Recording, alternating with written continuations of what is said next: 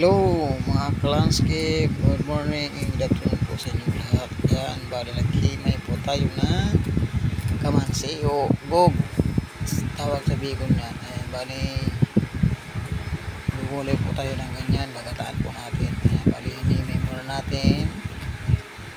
Ayan, kasi medyo matigas na po yung gog, yung kamansi, kaya tatanggalin po natin yung mga buto niya kasi masyado na matigas. Ayan, bali ganyan lang po magimay na gog kamansi. Pag matigas na yung gugulayin natin, tatanggalin na lang po natin yung buto para very good gugulayin natin, masarap. Ayan na po mga ka-landscape yung pansahog natin, bali pinapalambot na muna natin. Ayan, yan po yung bangot natin, limpo. Ayan mga ka-landscape, lagyan muna natin ang pamintang durog.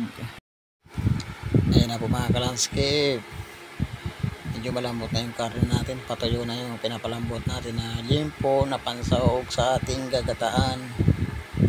Ayan, ganyan lang po mga ka-landscape magluto ng kamansi, lalo na pagsahog ng karne, kailangan palambutin muna yung karne. Ayan, bali lalagyan na rin po natin yung pangalawang gata, yung piga, pangalawang piga po yan. Yun muna yung lalagyan natin para lumambot niya at malambot yung gugulayin natin na kamansing gulay.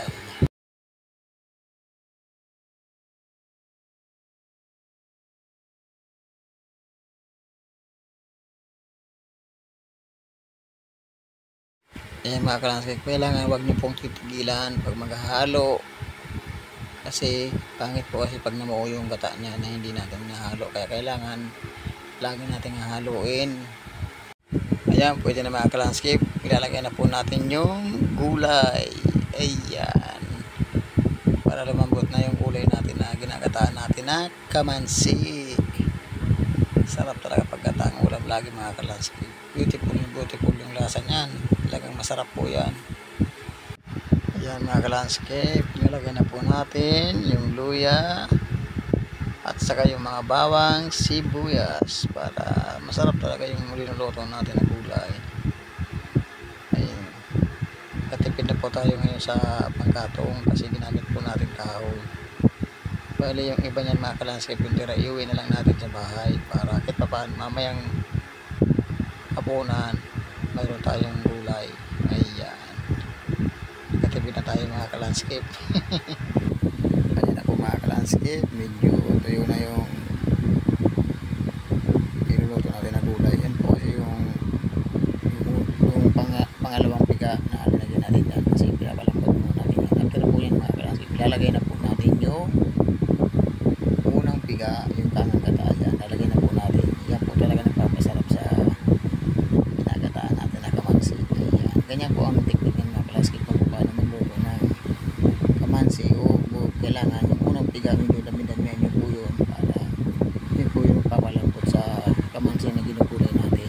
Ayan, after po yun mga ka-landscape, nilagay na po natin yung kanang gata. Yan po yung tinatawag ng unang piga, kaya medyo malapot-lapot po yung ginugulay natin na kamansi.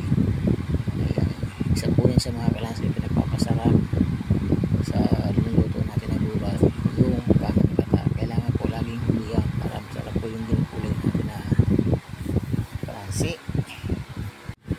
Ayan na po mga ka-landscape, ito na yung gulay natin. Ayan, medyo tuyo na yung gata, naglalangis-langis na po siya. Tingnan nyo naman yan mga ka-landscape, malapot yung gulay natin na kamansi. Napakasarap po yan mga ka-landscape po, patuyo na po siya.